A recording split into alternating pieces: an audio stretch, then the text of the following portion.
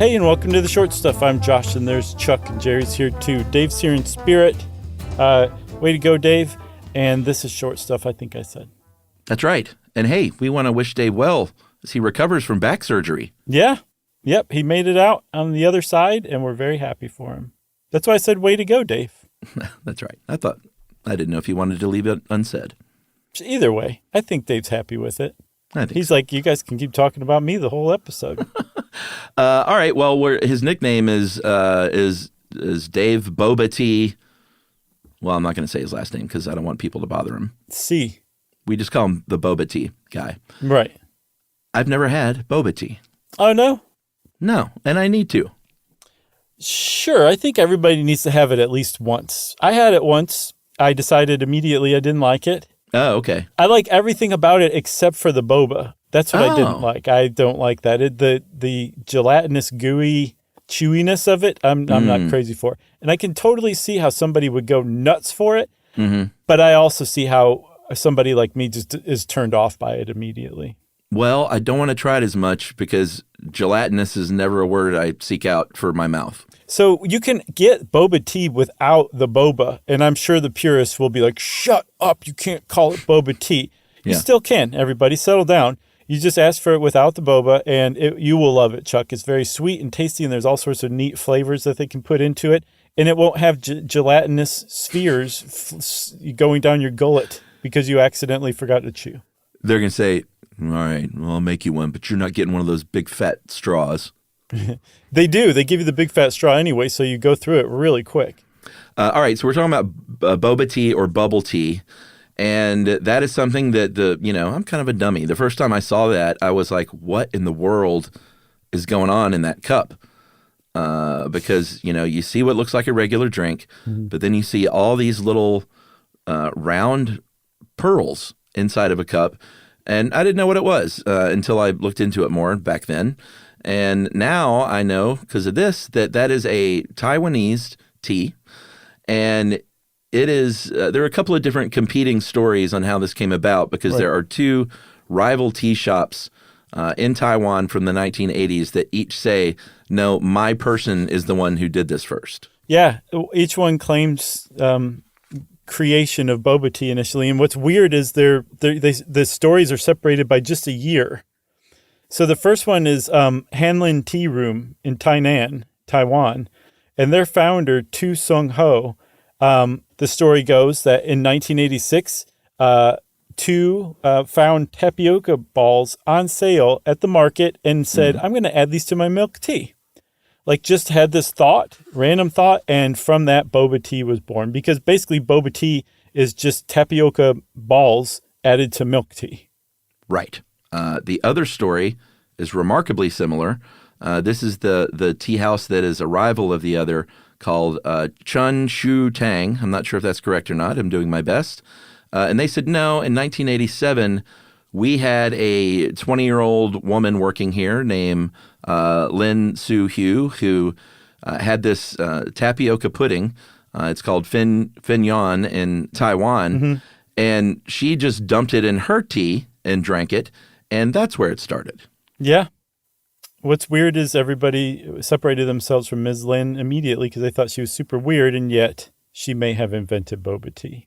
Right. So either way, we'll probably never know who's the actual first person or the first tea shop.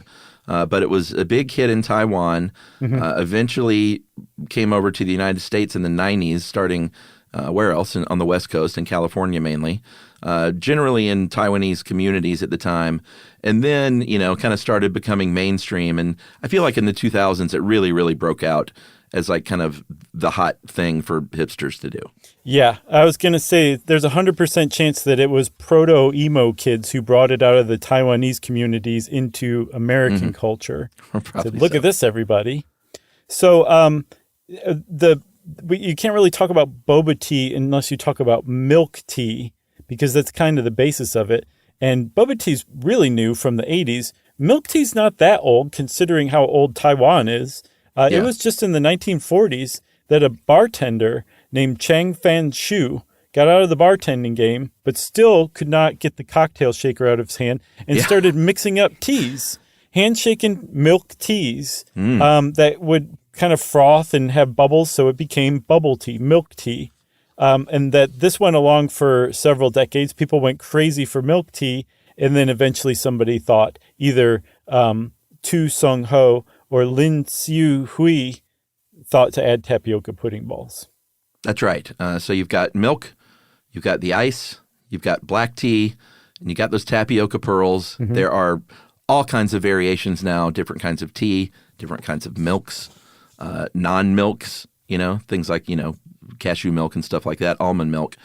And then if you go to one of these, boba tea places in some large urban center, you're going to have all kinds of fun and crazy variations and flavors and toppings and things like that. Yep. So I say we take a break and we'll come back and tell everybody a little more about boba tea.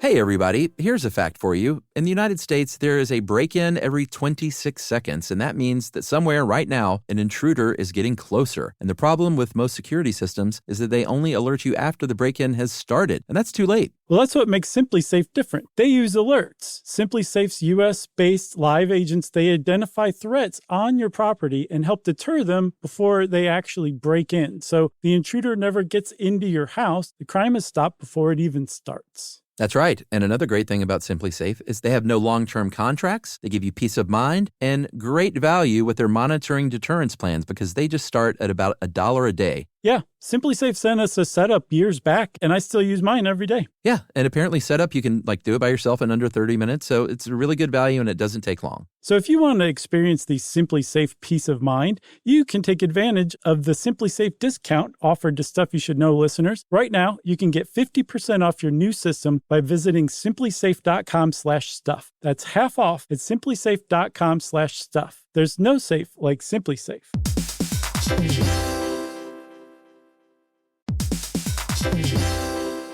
Work can be a little weird. One minute you're in a meeting that could have been an email. The next you're trying to decode corporate jargon that somehow means nothing. And don't even get us started on the quick sync that turns into a 45-minute deep dive.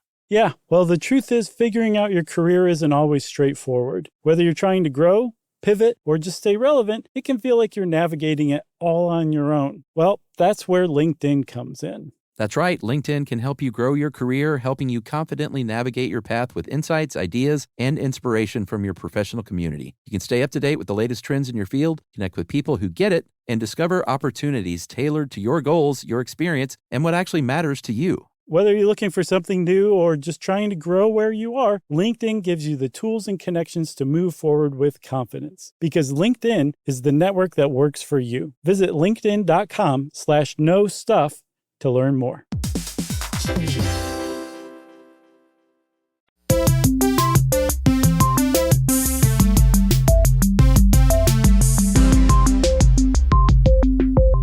So, Chuck, I feel like you should take the fact of the podcast, what boba means in the first place. Is it something to do with Dolly Parton? Kinda. Wasn't it about boobs? Yeah, boba is Taiwanese slang for boob. So they're basically saying this tea has a bunch of little boobs floating around in it. And that's stuck still. Yeah, still, because most people don't know what boba means. I guess so. Well, we should talk about those bobas, which is the tapioca. Mm-hmm. And I wasn't even sure. I mean, maybe I've had tapioca pudding, but it's a word I had heard, and I don't think I ever fully knew what even tapioca was. Right.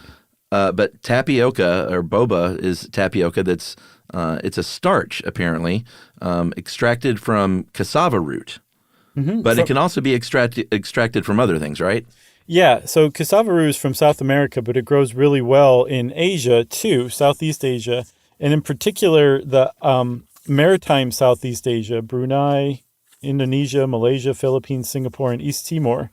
Poor West Timor gets left out of everything. Is there a West Timor? I don't think so. Okay. I hope not, now that I said that.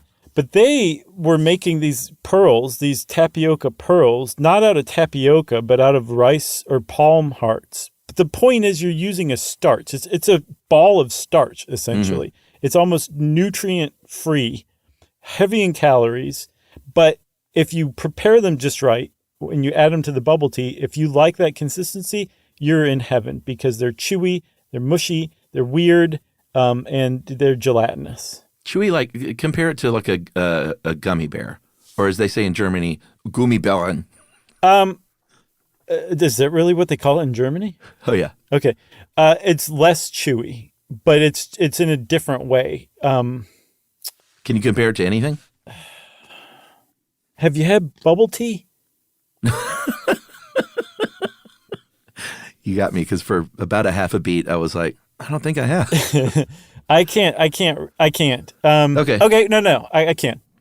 Imagine taking a ball of really sticky wet rice and mashing it until there's no space between the individual grains of rice, and then chewing that. Okay. That's the kind of the closest I can come up with. It's very starchy and sticky, and it can stick to your teeth a little bit. It's nothing good if you ask me. But again, I'm not yucking anybody's yum. I don't care if you like it or not. That's fine. Yeah. It's just not for me. All right. Well, I just have to try it for myself, I guess. If you're making tapioca pearls yourself, you buy them dry. Apparently, you boil them for 30 minutes and then cool them for 30 minutes. And it sounds like to really get that disgusting consistency just right, that you hate, it's fairly specific. Like if you boil them too long, it's going to be too squishy and maybe too sticky. And if you don't do it enough, you can't chew them. They're too hard. So it sounds like you got to kind of hit that sweet spot. Yes, exactly. So there, you can make your own boba tea now, right? That's all it takes? I guess so. And then, you make your shake up your drink, and then you add your tapioca pearls, and you've got your own boba tea. Yeah, and I think there was a Food and Wine article about boba tea, and they said that there's a word in Chinese for the perfect consistency of boba. It's QQ, like the letter Q, and it means chewy. Mm-hmm. So, wow, we just came up with two Chinese slang words, Taiwanese and a Chinese slang word. Mm-hmm. And now you know what boba tea is all about. And if you haven't tried it, go out and try it. It's definitely worth trying. It's not so disgusting that you're going to just throw up or anything like that. Although They have come up with some that are really dancing right there on the edge. What, like the flavors? Yeah. The one that got me, it was mentioned in a Seattle Times post about boba tea, that there's a salted cheese topping that essentially has the consistency of like a really flimsy cheesecake, but it's very salty. It's made from powdered cheese. That sounds good to me on its own. On its own, yes. This is floating on top of a very sweet, milky tea drink. Yeah. That's a weird combo for me. That is a weird combo. I do like milk in my hot tea, so... like in my black tea or my breakfast tea. So, I could see me liking the tea for sure. Yeah, if you ever go to one of these places and they have a taro or a dirty taro, get that. Just tell them to hold the boba. Or get two. Get one without the boba so you can enjoy that one, and get one with the boba so you can try it at least once. All right, I'll try it out. Okay. Well, since Chuck said he's going to try it out, everybody, that means Short Stuff is out. Stuff You Should Know is a production of iHeartRadio. For more podcasts from iHeartRadio, visit the iHeartRadio app, Apple Podcasts, or wherever you listen to your favorite shows.